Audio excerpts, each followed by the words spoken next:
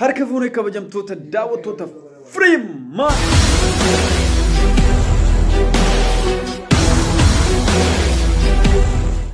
Jiro gammachuu bareedaa keessa ollee mucaa yeroo hunda cinqamaa, yeroo hunda dararamaa, yeroo hunda tumamaa jechuudha.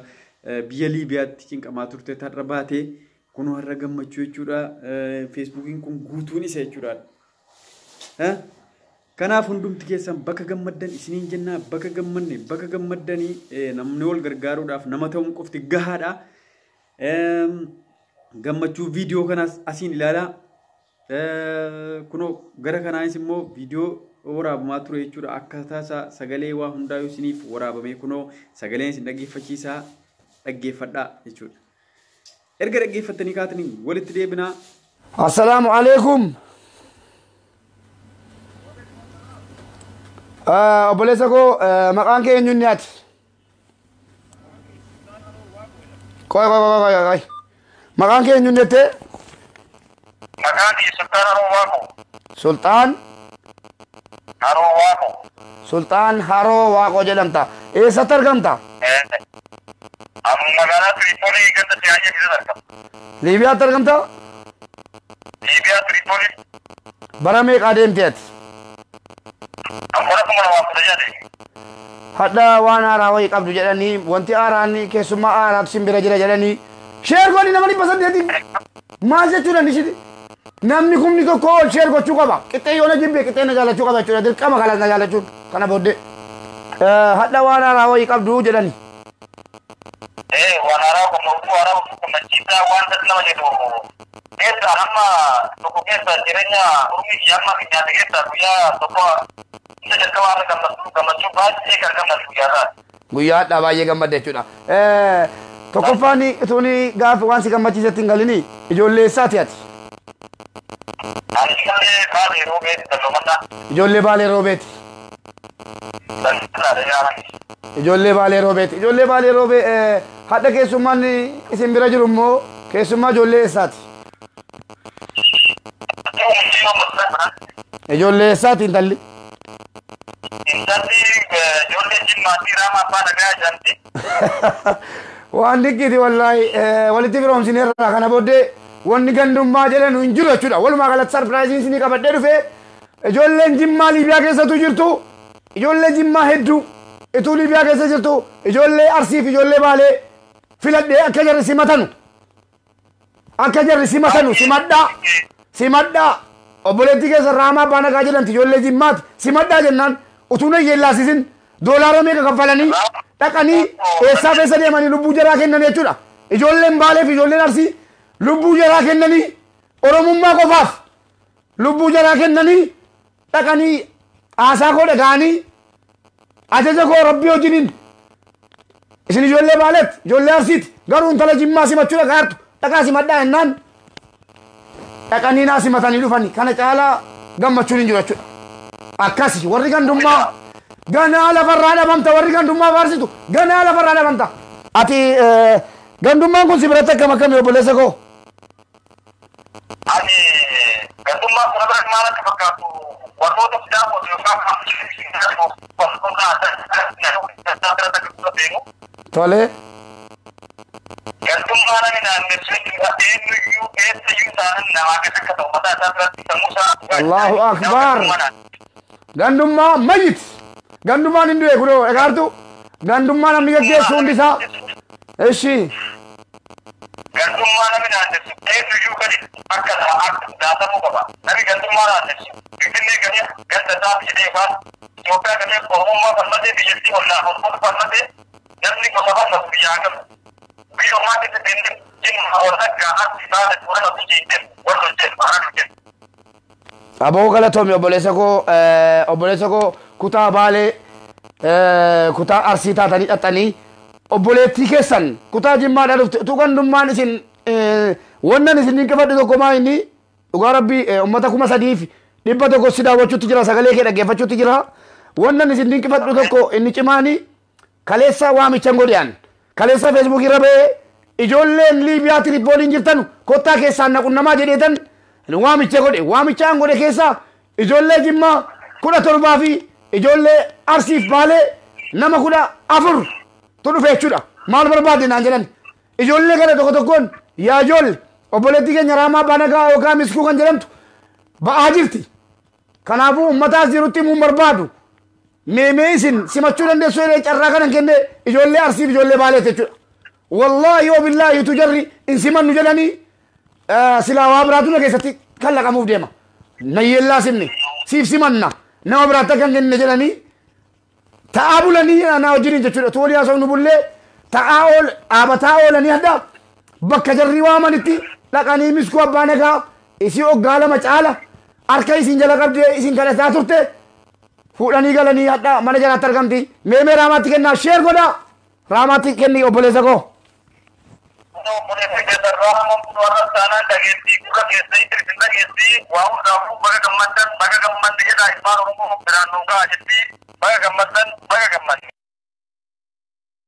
gammanne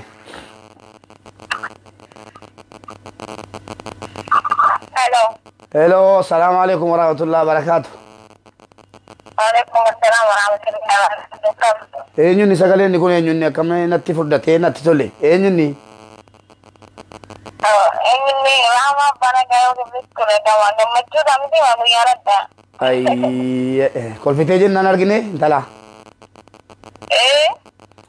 kolfitee dhuma jennaan arge adda alhamdulillah rabbil alamin dhageessanii wallahi eessa jirta ammaati ati amma eessa jirta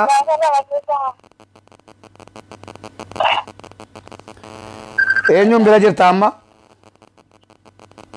amma ijoollee Oromoo biraan jira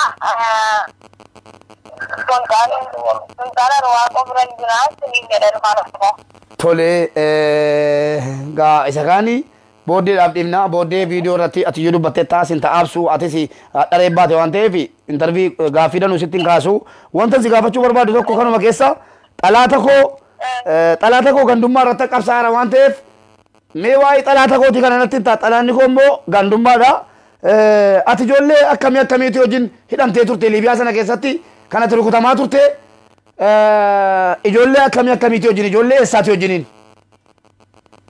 aywa kanamni bakka hidhame sanatti rukutamaa turan siin jedha ijoollee biyya eessa ati biyyi keessa jalaa ba'u ani gara waan komaa jimmaadha yoo kan hidhamanii turan ijoollee arsiiti ati jimmaadha ijoolleen si biratti hidhamanii jiran lamman jaraa maqaa jaraa mee naa dha'i maqaa jaraa naa dha'i maqaan jaraa tokko Aminaa Tilmootii tokko Aishaadha tokko Aminaa Tilmootii tokko Aishaadha isin immoo duraan baate immoo maqaan si eenyunni Mubarik nama Afrikitti ani garuu mana hidhaa gallee mucaan dhiiraa tokko Naziir jedhama nu biraa rukuttaadha yaaddeesee kan durallee yaadattamush ijoollee isaatiin ni du'e sun ijoollee jimmaati ijoollee teessisi naan jedhe gaafa dhufne sana saaraa keessatti tole inshallah waa isaas yeroo bira irra deebinee waan dubbannu ta'a rabbiin kan jannataa isaa godhu garuu ati ijoollee jimmaati heelanis hin eeggadde si biraa baate ijoollee jimmaati Aminaa Tilmootii fi Aishaan immoo ijoollee arsiiti nu warri bakkee jirru kun quufnee fuulii quufnee daabboo quufnee bakkee keessatti ati arsiidha ati jimmaadha ati baaleedha waliin jenna isin immoo akkam achitti ati gadaboodha ati kuulloodha waliin jettu moo wal hammattanii waliin rukutantanii waliin boossanii waliin beeloftanii jiraataa turtan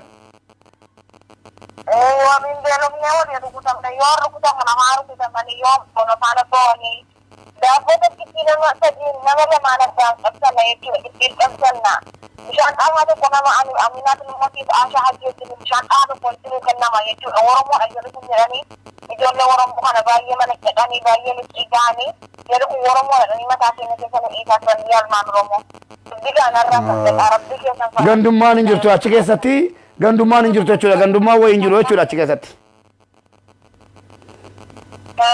gandaan wal qooduun wala kuulloo wala gadaboo wala jinnii waliin jechuun hin jiru jechuudha achi keessatti oromummaa qofa nama sadii dhufne nama afur midhaan nu biraa fudhee nama sadii tafne namni sadan kun yoo argoo nafaana bo'anii yoo beeloo nafaana beela'anii yoo dheebodhe nafaana dheeba'anii yoo siin barana qawweedhaan gisee nama bootaa nama rukutamtu wajjin boonnee maraanne Aishaan hajji qawweedhaan rukutamte jaalmaan Oromoo kana bichaan irraan badna qawween bootaa nama rukutamte Aishaa hajji biyyaatii hin geenye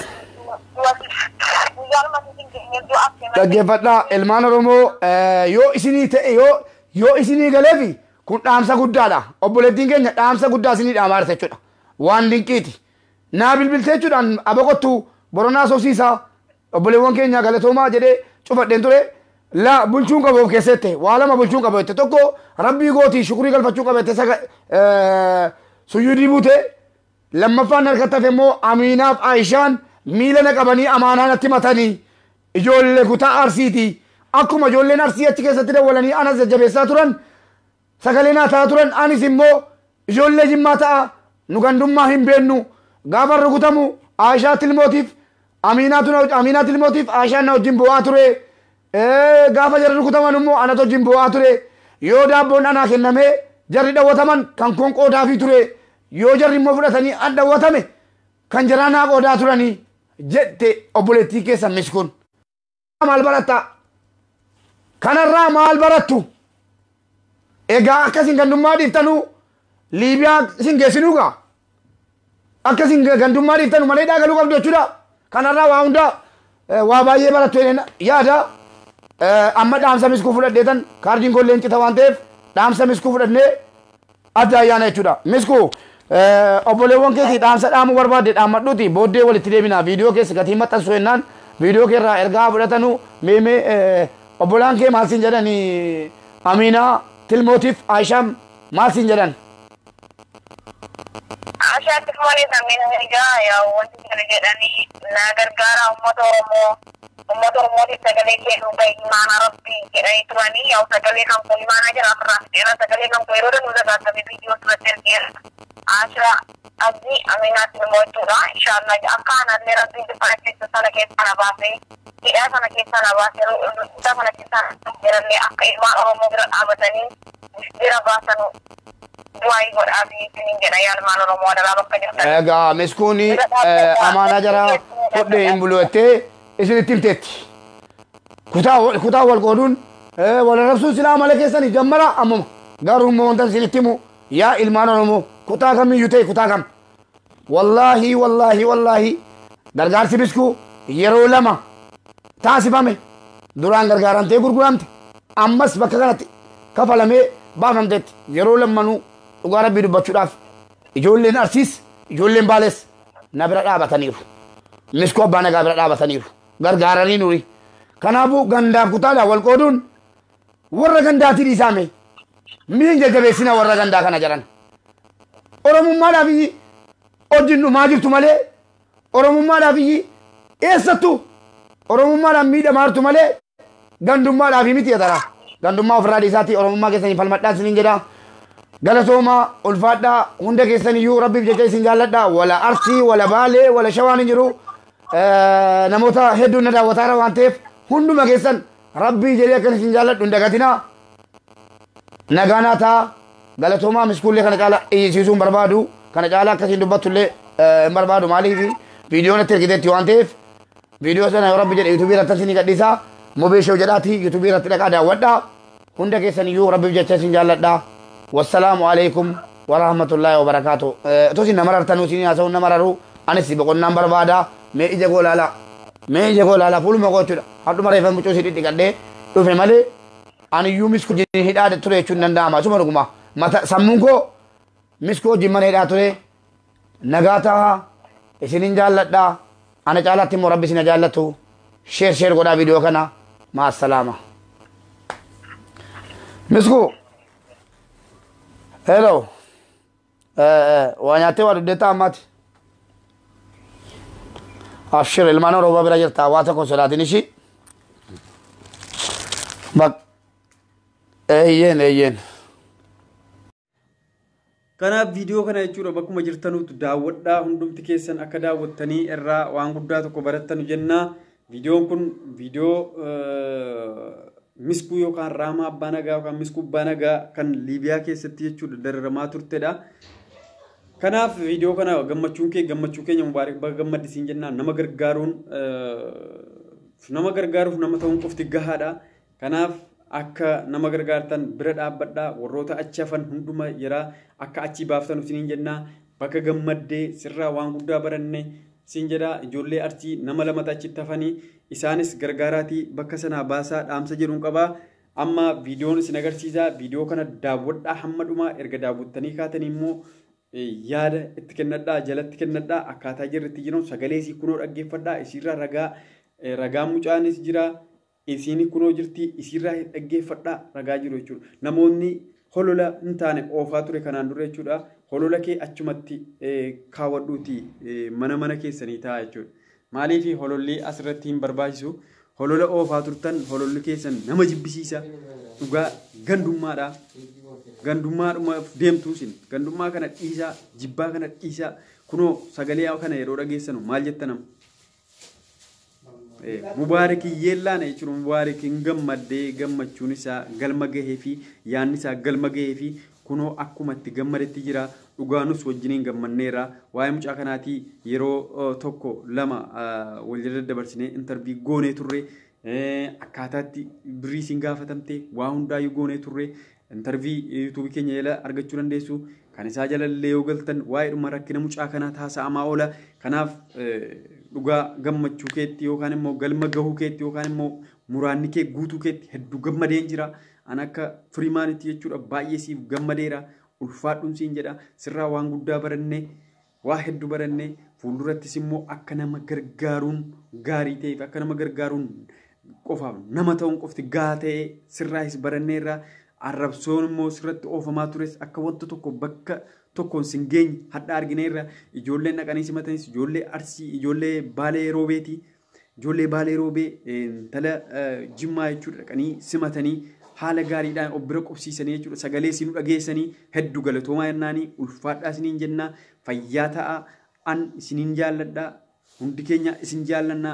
Bakka gammanne bakka gammaddan isin jenna. Atis miskuu bakka dararaa kana keessaa baatee bakka dhayichi hin ilaallatamne bakka gudeeddii hin ilaallatamne bakka akka arge namatti gochuu keessaa sana darara guddaa sana keessaa bakka baatee akka ijoollee kana bira geessan siin jedha. Amma suuraan durii kunooti suuraan immoo amma siin baate kunooti argaa viidiyoon immoo kunooti hamma dhumaatti daawwadhaati like share subscribe gochuun nu jajjabeessa.